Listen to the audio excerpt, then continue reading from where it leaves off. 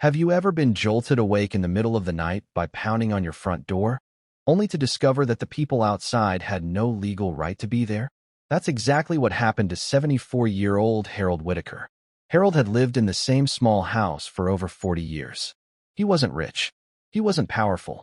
He was simply a retired mechanic who spent his days tending tomatoes in his backyard and drinking coffee on his porch while greeting neighbors. Everyone on the street knew Harold, and everyone knew he had recently become the target of the HOA president, Vanessa Crawford. Vanessa had only moved into the neighborhood 2 years earlier, but she acted as if she owned every inch of it. At first, her complaints were small. Harold's mailbox wasn't modern enough. His flower beds weren't symmetrical. His garden shed didn't match the approved color palette. Most residents rolled their eyes and ignored her. But Vanessa couldn't stand being ignored, especially by Harold. One afternoon, she marched onto his porch holding a stack of violation notices. "You're lowering property values," she snapped. Harold calmly adjusted his glasses and looked at the papers. "Ma'am, this house looked the same when most of the neighbors bought theirs." That answer made her face turn red. For the next several weeks, the notices kept coming, one after another. Yet every complaint had the same problem. None of them violated HOA rules. The board members quietly dismissed them. Most people assumed Vanessa would eventually move on. They were wrong, because Vanessa wasn't interested in enforcing rules anymore. She wanted to win, and she had convinced herself that Harold was standing in her way. 3 months later, she discovered that Harold's property records were older than many homes in the neighborhood. That tiny detail sparked an idea, an irresponsible idea, a dangerous idea. Vanessa began telling people that Harold's backyard fence was supposedly several feet inside HOA common property. She had no survey, no documentation, no proof whatsoever. But she repeated the claim so often that some residents started wondering if it might be true. Harold wasn't worried. The county records clearly showed the fence had been standing in the same location for decades. Still, Vanessa refused to let it go. Then one evening, something strange happened. A neighbor named Russell knocked on Harold's door. Russell looked uncomfortable. "Harold, I think you should know something." Harold invited him inside. Russell lowered his voice. "I overheard Vanessa talking in the clubhouse." Harold frowned. "About what?" "She said she's planning an inspection." Harold shrugged. "She does inspections all the time." Russell shook his head. "No, this one sounded different." Harold's expression changed. Russell continued. "She said she was going late at night, so she'd catch you before you could hide anything." For a moment, the room fell silent. Then Harold laughed. It sounded impossible, ridiculous. Even Vanessa wouldn't be foolish enough to show up in the middle of the night. At least that's what he thought. 2 nights later, shortly after midnight, Harold was asleep in his bedroom when a violent banging shook his front door. Bang, bang, bang. His eyes snapped open. For a second, he thought someone was trying to break in. The pounding continued. Louder, more aggressive, heart racing. Harold grabbed his robe and slowly walked toward the front window. What he saw made his stomach drop. Outside stood Vanessa, and she wasn't alone. Behind her were several men carrying flashlights. One of them appeared to be recording with a phone. Another was pointing toward Harold's backyard. Vanessa folded her arms and shouted toward the house. "Open the door, Harold. We need immediate access to inspect HOA property." Harold stared in disbelief. It was after midnight. The street was completely dark, and somehow Vanessa had assembled a group of people for a surprise raid. The banging continued. Lights began turning on in neighboring homes. Curtains moved. Residents started peeking outside. Vanessa didn't care. In fact, she seemed to enjoy the attention.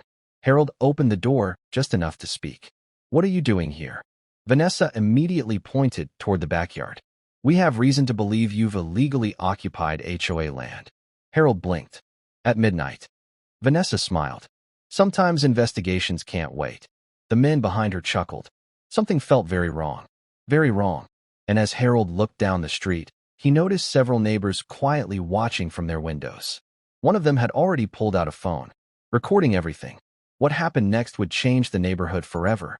For a few seconds, nobody said a word. Harold stood in his doorway, staring at Vanessa and the men behind her. Then he asked a simple question.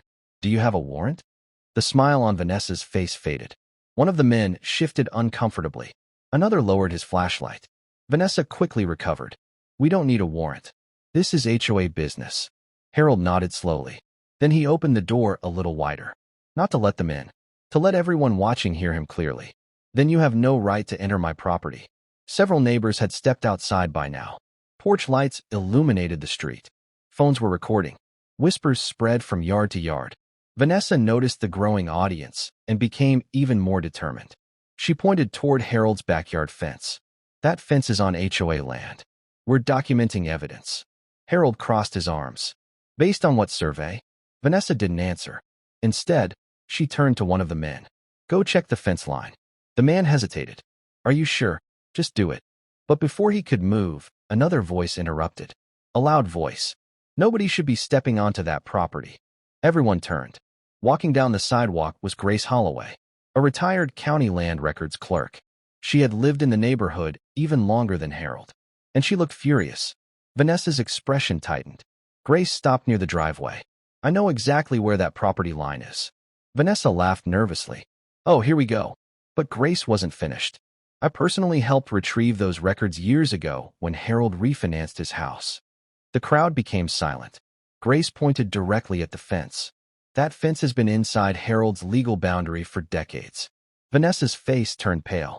Still, she refused to back down. Those records could be outdated. Grace folded her arms. No, they aren't. Then another voice spoke up. This time it was Russell, the neighbor who had warned Harold. And I heard you planning this. Vanessa froze. Russell continued. You knew you didn't have proof. Several people exchanged shocked looks. The atmosphere changed instantly. The confidence Vanessa had walked in with was disappearing. Fast. One of the men carrying a flashlight lowered it completely. Another quietly stepped away from the group. Nobody wanted to be associated with what was happening anymore. Then came the moment Vanessa never expected. A police cruiser slowly entered the street. Apparently, multiple residents had called after hearing the midnight disturbance. The officer stepped out and surveyed the scene. What exactly is going on here? Before Vanessa could speak, half the neighborhood started talking at once. The officer listened carefully. He then turned to Harold. Sir, did you invite these people onto your property? No. The officer nodded. Then he faced Vanessa. Do you have documentation authorizing this inspection? Vanessa opened her mouth, closed it, then opened it again. Nothing came out. Because there was no documentation, no survey, no authorization, no emergency, nothing. The officer's expression hardened. Then this appears to be a private property dispute. The crowd grew quieter. Vanessa suddenly looked much smaller than she had an hour earlier. The officer continued. And showing up after midnight demanding access to someone's property is not appropriate. Several neighbors nodded immediately. Others openly agreed. For the first time all night, Vanessa seemed embarrassed. Really embarrassed. The officer advised everyone to leave and handle any concerns through proper channels. Within minutes, the group that had arrived with Vanessa began dispersing. One by one. Without saying much. Without looking anyone in the eye. Vanessa was the last person standing near the sidewalk. She glanced around the neighborhood. Dozens of residents had witnessed everything. The failed accusations. The lack of evidence. The midnight harassment. The humiliation. Then she quietly walked away. The next HOA board meeting was packed. More residents attended than ever before. People were angry. Not because of fences. Not because of property lines. Because trust had been broken. When several homeowners described the midnight raid, the room erupted with criticism. Even board members who usually avoided conflict couldn't defend what had happened. A formal vote was held. Weeks later, Vanessa resigned from her leadership position. Meanwhile, something unexpected happened to Harold. Neighbors began stopping by more often, helping with his garden, bringing meals, checking in on him. The man who had once been singled out became one of the most respected people in the community. And every time someone asked him how he stayed so calm that night, Harold gave the same answer. You don't need to shout when the truth is already on your side. Because in the end, the midnight raid wasn't remembered as the night Harold was exposed. It was remembered as the night an entire neighborhood discovered who was really crossing the line.